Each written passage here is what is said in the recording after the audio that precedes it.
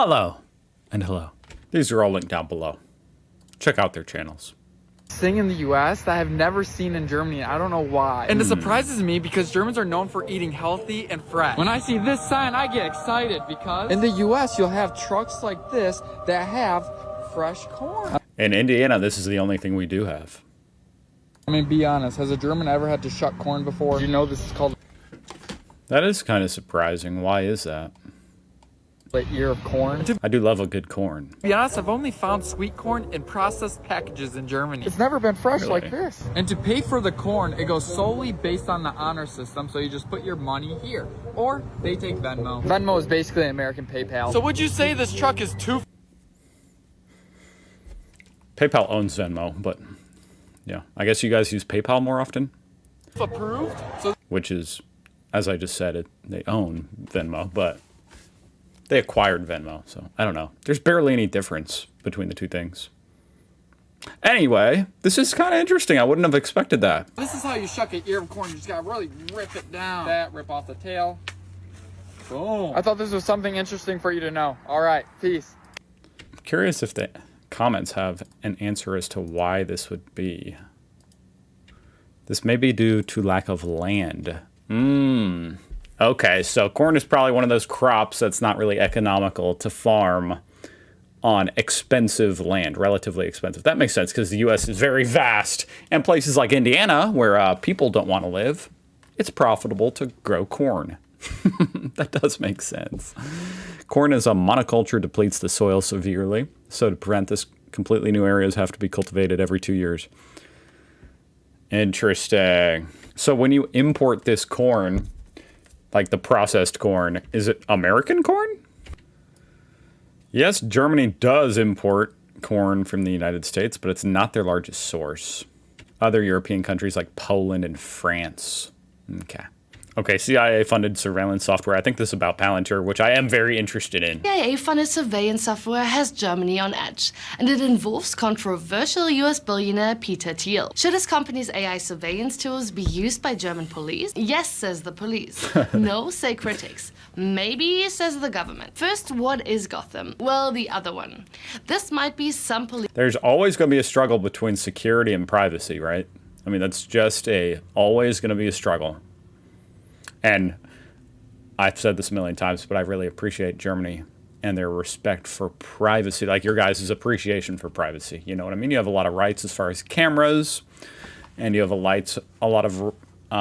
use a lot of cash, you know, and part of that is to protect your privacy, which I value. So I think that's smart. And I think Palantir is the most dystopian company probably ever. Maybe. Police officers' wildest dream. But it certainly is interesting software, you know. For as much bad as it could be used for, it could be used for a lot of good as well. Of course it could be. Automated data analysis. In just a few seconds, it creates a comprehensive profile from police data and also social media. US intelligence agencies and military have been using it for a while. It definitely speeds up investigations, like a lot. That's vital, say supporters, especially right after a terror attack. 3 German states are already using the software. Oh, really? Bavaria, Hesse, which I think you guys write as Hessen. North Rhine-Westphalia. Wow. Oh my. Okay. You know, to be honest, I don't even know if the police use it here. I'm sure they do. Here in America, of course they do. I'm sure they do. I know the military does. Department of Defense has a big contract with Palantir. Software. Police in Munich were able to track perpetrator movement quickly after an attack on the Israeli consulate there in September 2024. So what's the problem with Gotham? Critics say there are a few. For one, privacy. And that's a huge deal in Germany. A non-profit group has even filed a constitutional complaint against Bavaria because I mean, it's just kind of one of those things where it's like maybe under the current administration or climate, you're okay with how it's being used, but you have to always think of how future administrations might use this kind of stuff, you know, and abuse it, which I know you guys No. The police are allowed to use the software on anyone, even if you're not a suspect. Second, Palantir's founder, Peter Thiel, is quite the divisive figure. The US billionaire has a reputation for pushing authoritarian goals, and he's pretty close with US President Trump. Which brings us to the third major issue: digital sovereignty, meaning no more dependency on foreign tech giants, and a focus on European companies. That's an interesting aspect that does not apply so much to me. That's an interesting one, you know? That was the new German government's promise, and many politicians are still calling for just that. The new interior minister, who has been pushing for expanding police competencies overall, is now looking into the use of Gotham, but also other systems for use across Germany. With no clear decision yet, this year... Wow. All right, strap in. These are apparently uncomfortable truths about Germany. Ooh. You know, usually, I mean... We're looking at Germany through a pretty rose-colored glasses because there's a lot to love about Germany, but apparently, I don't know. Let's hear. I'm Sam. I lived in Germany for 2 years. Here are 3 uncomfortable truths I would tell you about living in Germany if I wasn't afraid of hurting your feelings. Number 1, Germany is not some utopia land free of xenophobia and racism. Okay. I experienced at times... I feel like there's this misconception among Americans that, like, Europe is free of racism, which is very weird. Which, I mean, that is self-evident to me just from reacting to a lot of Reddit posts and stuff. Like, it's not a utopia. Nowhere on Earth is a utopia, unfortunately.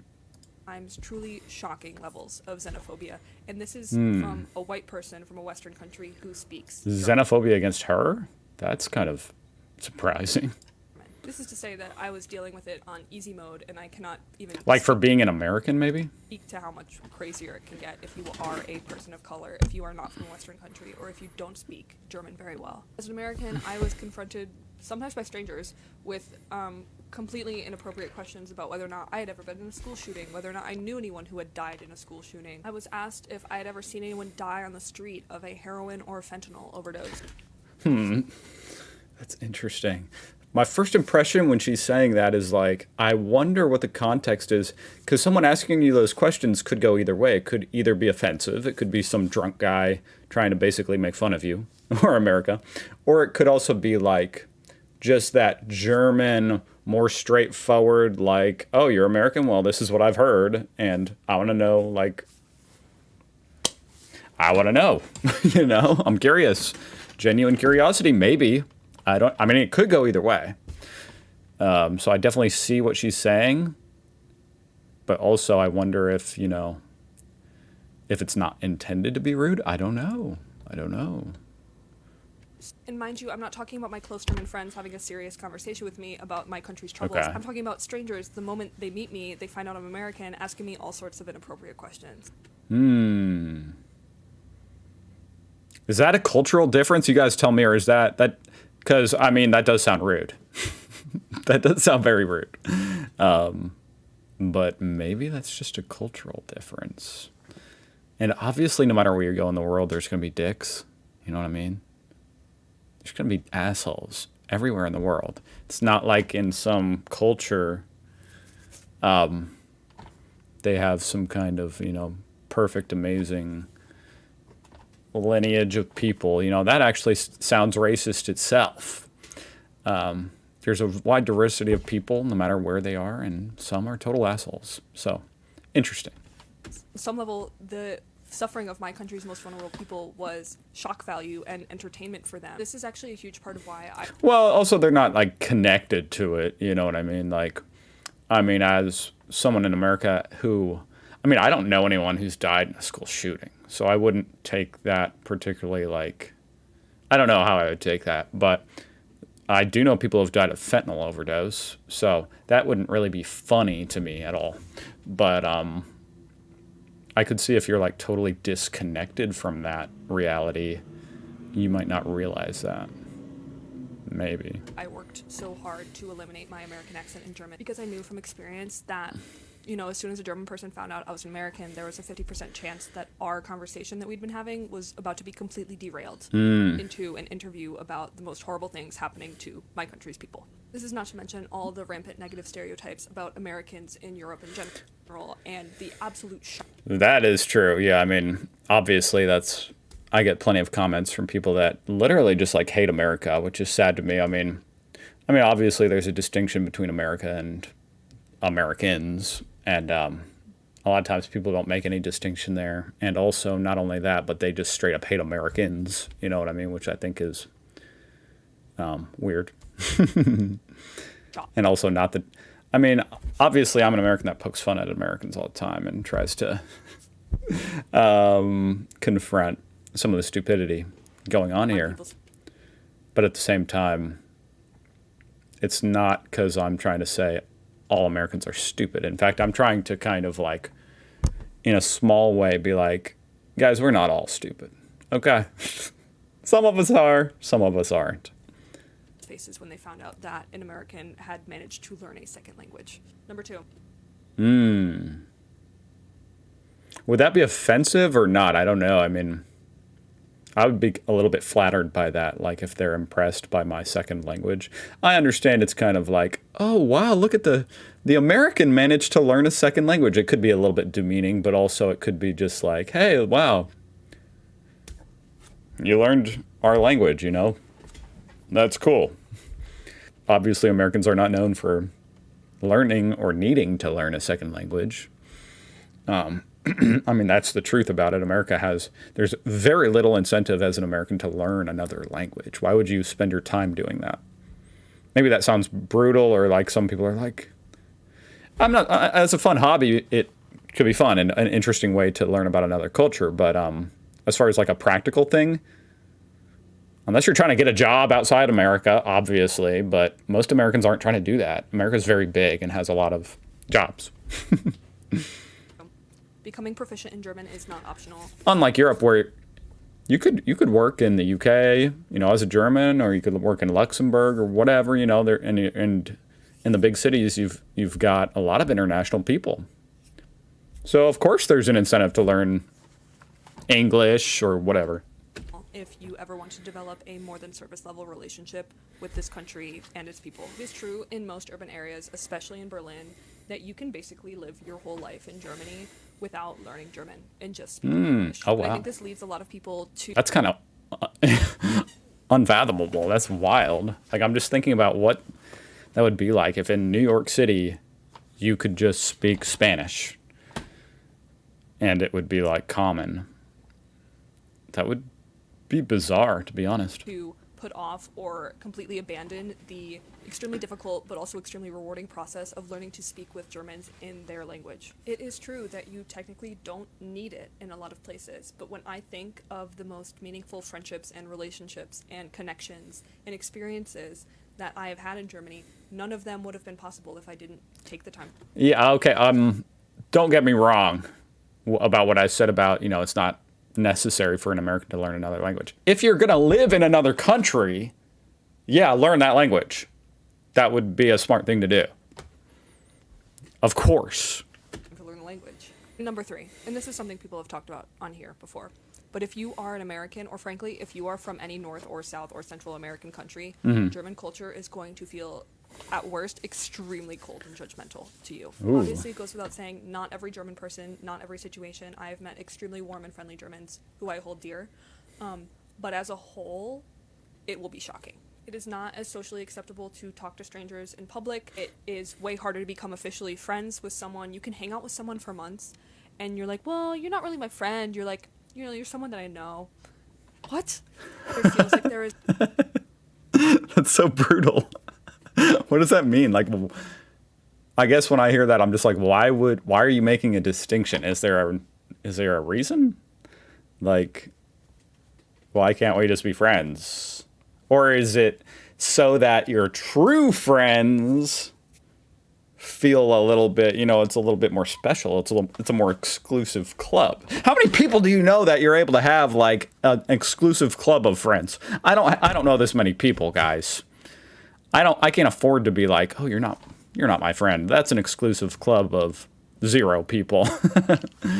Is much more. I only have like 3 friends. More of a sort of mutually monitoring culture. Like if you think of like the worst like HOA neighbors that like complain to the HOA board because you're mowing your lawn at the wrong time of day, that is pervasive throughout the entire country. There just feels like in general there is a greater distance between people. I know there's definitely a lot more noise complaints from what I've seen. Damn. Anyways, that's all. This video is not meant to be hate on Germany. I love you guys. You guys know that while Germany calls itself Deutschland and we call it Germany in English, a lot of countries throughout the world call it different things. These are Germany's exonyms. This is always kind of an interesting concept to me. And I think it's the country in the world with the... I mean, it's not really like a shocking concept. It's more just an interesting thing to realize that like people in a different country, like, you know, like talk about France or something or Germany. It's so interesting to think so many people, most people don't call it Germany. Even though to me that's so ingrained, you know, it's Germany. To call it something else, it's like, oh, your whole life you've called it this other name. It's like, it's almost like if you knew a person and it's like you found out everyone else calls him, you know, to you, he's Johnny. Everyone else has been calling him Tim.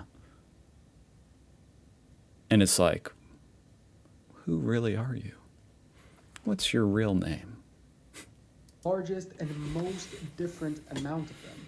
Each of them having a specific origin, usually connected to one specific tribe that existed in what we today know as Germany. I just posted a full video about this, understanding and explaining. So these are some of the names. Tyskland, Wojciechia, Nemeko, Nemeko, Saxa. I just can't imagine Germany being called Saxa. The meaning and origin of each of Germany's exonyms. So now, is this different than any other country? Like, is France not? I'm sure it has different names from all the different languages. Maybe. I don't know. I don't even know if I phrased this question correctly. I said different languages refer to the country of Germany by different names. Is this abnormal or common for every other country? It's more common than you might think, but Germany is a notable outlier in how widely divergent its names are across languages. Interesting. So it is abnormally common for Germany. So in German, it's Deutschland. French, it's Allemagne. Spanish, Alemania. Italian, Germania. Polish, Niemki. Mute ones? That's what it means, mute ones. Finnish, Saksa. Hungarians, Nemitor. Okay, whatever. What about like America? So here's some examples of other countries. Okay. Interesting, interesting, interesting. Some of them are more similar though, like France, Francia, Frankreich.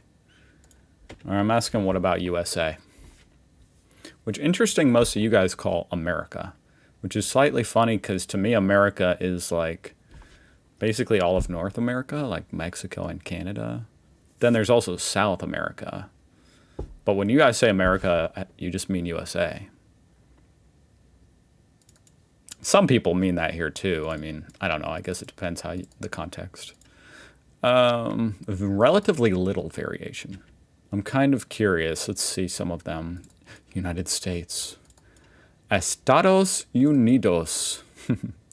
Estados Unis. State Uniti. Okay, maybe this is going to blow my mind. What do Germans call America? America. Okay, I knew that one now that I see it. Excuse me? Are you German? Yeah? How did you know that? Ocean, so many cars, so many motorbikes. Hey, I saw you parking the wrong way. Anzeige ist raus. So, I think I have to go. No? Okay. So that means you've heard enough. So, I'm leaving. Thank you for watching. I'll see you guys tomorrow.